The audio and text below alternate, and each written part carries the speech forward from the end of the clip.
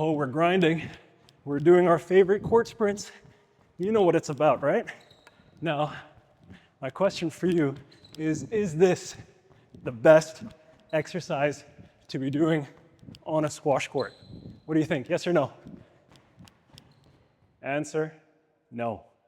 Now, there is a time and a place for court running, but depending on your age, your fitness levels, and a whole lot more, it may actually not be the best thing for you. Let me break that down. Before you say, oh, you're crazy, you're losing your mind, let me break it down for you. When we move on a squash court, we have multi-directional movements. We need to move forward, we need to lunge, we need to move laterally, we need to move backwards. Question is, what does court running do?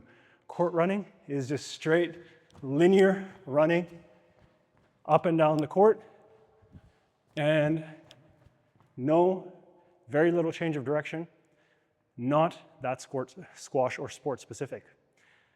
But there is a time and a place for court running. If you are a young person who is relatively new to the game, who doesn't have a lot of wear and tear on their joints, court running can be beneficial. If you need to build your mental toughness, you need to build just that ability to say, I'm going to do 10 or 20 sets of this, and I'm not going to stop until I get it done. Court running is occasionally a good thing for you. But in my opinion, instead of court running, just do ghosting instead.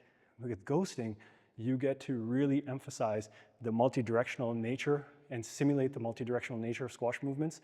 You can set a challenge for yourself in terms of the number of sets, the time that you spend, the speed that you go at, the repetitions, exactly like court running. So, let's talk about a couple of scenarios.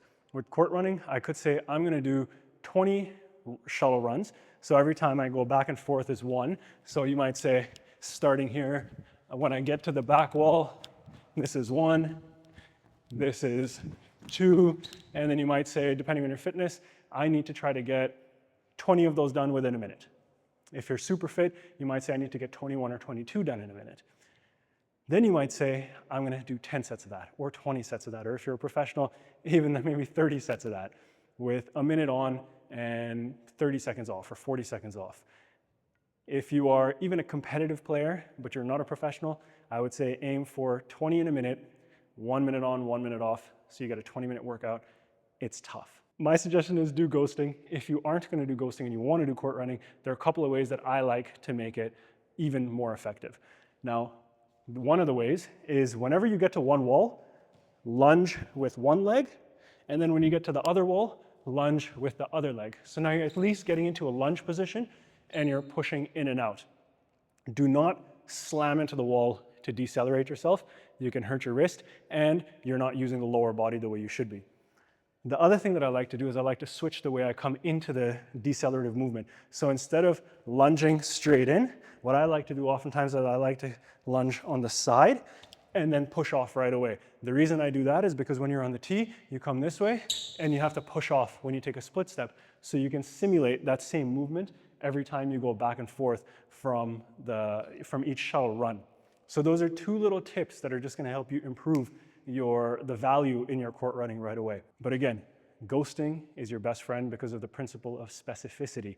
You can train the multi-directional movements, you can train your split step and the pause.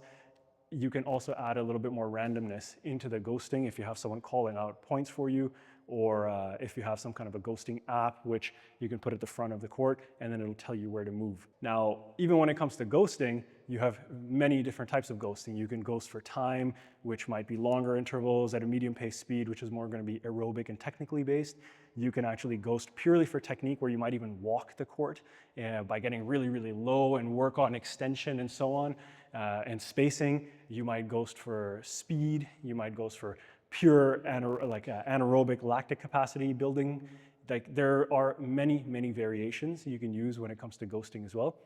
But the purpose of this video is to suggest that you do maybe a little bit less court running if that is something that you enjoy doing. Once in a while is fine, of course. Try to do more ghosting with a specific purpose. And hopefully now you have a couple of key little tweaks to your court running that are going to help make it even more effective. And actually, I'll give you even one more exercise. Instead of court running, try suicides. And with the suicides, have multi-directional movements. So what I like to do for the suicides is, let's just assume that this is, you divide the chord into 4 sections. This is going to be my first line, mid-chord is second line, service box is third line, back wall is fourth line. You could obviously start at the back glass. I'm just going to show you from here because you can see me more easily. What I like to do is, for the shorter distances, I will side shuffle them. So if I'm doing a set of suicides, I'm going to come here, tap, tap, side shuffle here, tap, side shuffle here, tap. Now for the longer distance, I'm going to run at it, lunge, and then back step. And if you noticed, I lunged on my left leg here. Going to the full wall, I would lunge on my right leg and then back step. When I do this with my suicides, I am getting all of the multi-directional movements that I would normally get within a squash match, and it makes it that much more effective. Folks, I hope you enjoyed it. If you want a lot more, learning how to use fitness effectively, learning how to think about squash-specific fitness, and getting access to a whole bunch of exercises that are going to help you tremendously for agility, athleticism, speed, power, strength, injury prevention, performance, you name it, send me an email at ahad@arperformance.com. I've put together this platform. It might be the right thing for you. Take care. I'll see you in the next one. Bye.